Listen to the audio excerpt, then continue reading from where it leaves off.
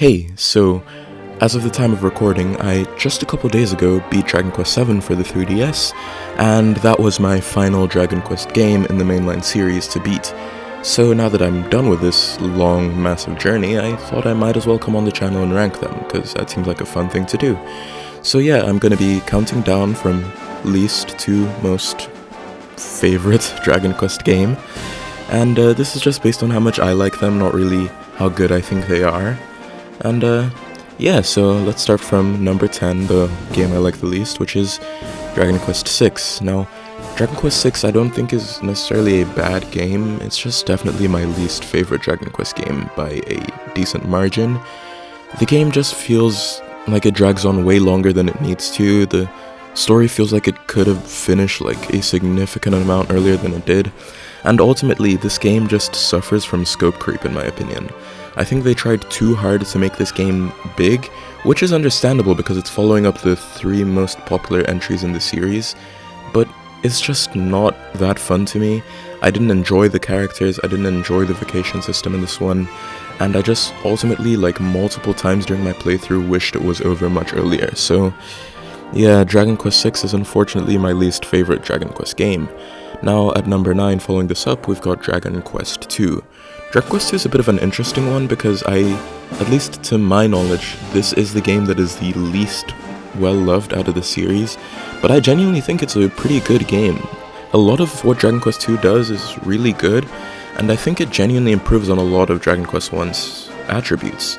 You know, having a party is a big jump, and ultimately I really like the atmosphere of this game. I love its tone, I love the music, I love the way it physically expands the world from Dragon Quest I, and even though the characters don't really have personalities within the game, for some reason I'm just really endeared to these characters. I think it might be the illustrations, but yeah, these 3 characters are just like, I like them quite a lot for some reason. So, even though Dragon Quest II is still a slog to play today, I think this game holds up decently, like slightly better than people would have you expect.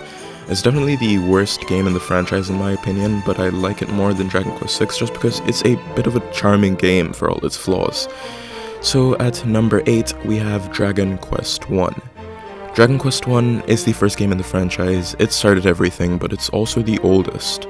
So it makes sense that it wouldn't rank too high, but this is the first game on the list that I genuinely really like.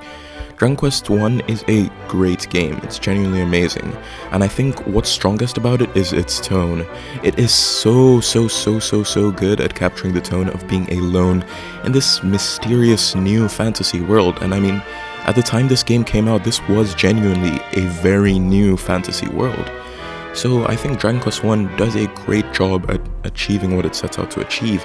It's still an incredibly fun game to play today somehow, despite being like 35 years old.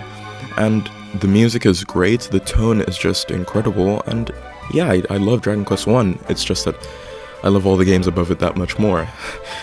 Now we are getting into a slightly controversial one, but my number 7 game on this list is going to be Dragon Quest III. Now, before I get burned at the stake, I do think Dragon Quest III is a great game. I love all the games from Dragon Quest I upwards, like, I love this game a lot. It's just, for the things I like about the franchise, Dragon Quest III just doesn't really do them as much.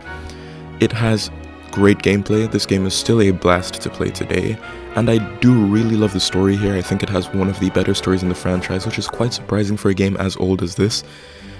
For an NES game, Dragon Quest III is really ambitious, it's really fun, it's a great game, like it holds up incredibly. It's just not my personal favorite. I think the game feels strangely and uniquely lonely in the series. Even Dragon Quest I, which is a very lonely game, somehow to me feels less lonely than Dragon Quest III, and I think that has a lot to do with just how soulless the party members are. You can't even customize them like you can in something like 9. So yeah, the game just kind of felt a bit lonely to me. And even though the gameplay is really fun here, it just wasn't really as enticing to me as the other games above it. So I love Dragon Quest III, but this is where it places on my personal ranking. So let me know your own opinion, and please don't be too harsh. And speaking of not being too harsh, at number 6 we have Dragon Quest V. So I know Dragon Quest V is probably the most beloved game in the franchise. Even though it's not the most popular one, it's probably the most beloved. I think most people can agree on that, and I understand why. I am with you there. This game is incredible. This game is one of a kind, and I love the story. It's such a wonderful setting. It's such a wonderful concept for a story, getting to watch this kid throughout his entire life, from childhood to fatherhood. It's genuinely a great story, and I think that is, for lack of a better way to explain this, why this game isn't higher. Because this game has the potential to be something so much better than it is because of how grand the concept is.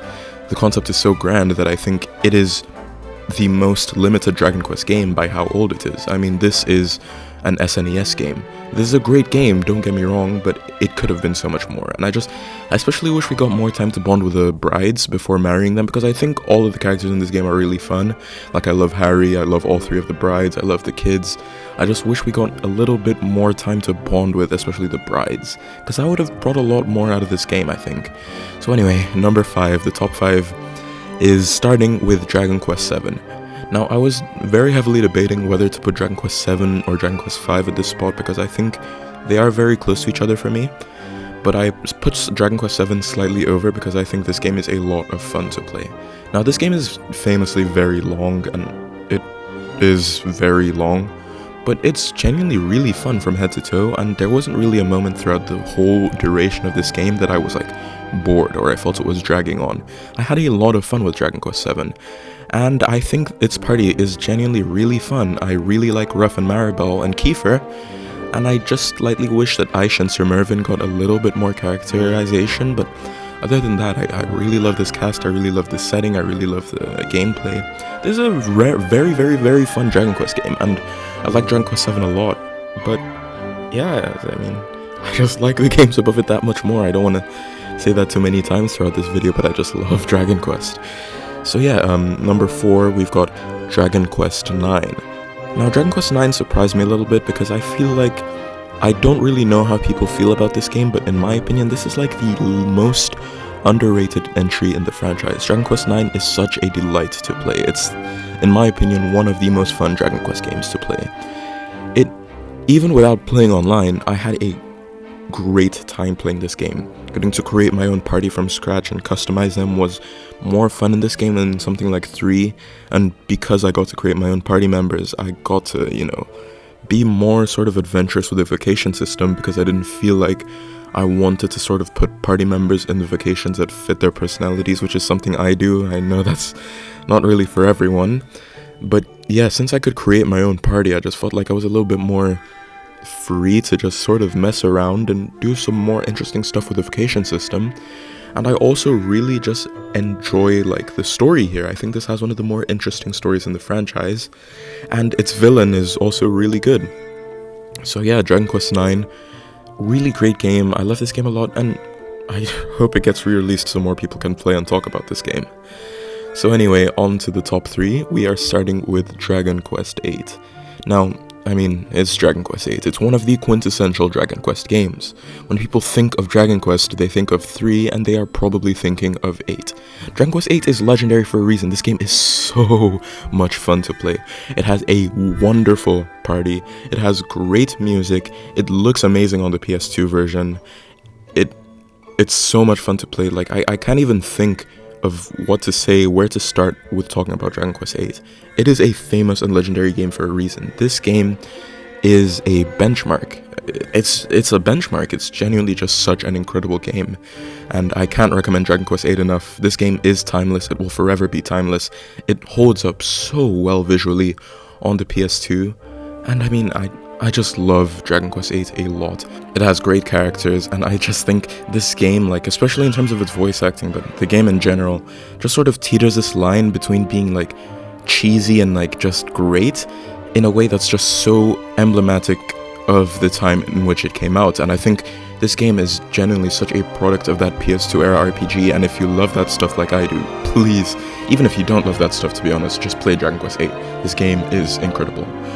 So anyway, on to our number 2 game, we've got Dragon Quest IV. Now, this game, in my opinion, is absolutely timeless. For an NES era Dragon Quest game, this game has held up so wonderfully. I love Dragon Quest IV so much. Its party members are amazing. I love the party so much in this game. Torneko, Elena, Kirill, Boria. This game is so much fun. It's just such an adventurous game, and I think that's where Dragon Quest shines the most, in being an adventure, and each of these chapters give you a different part of that adventure.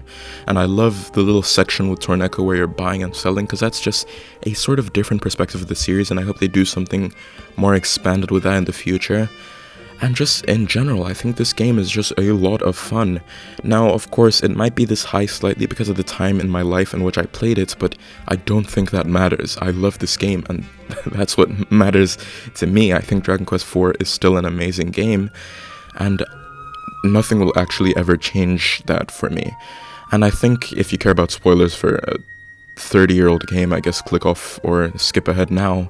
But I think in the DS version, where you get Sorrow in your party after the main story of the game, that is one of the coolest things the franchise has ever done.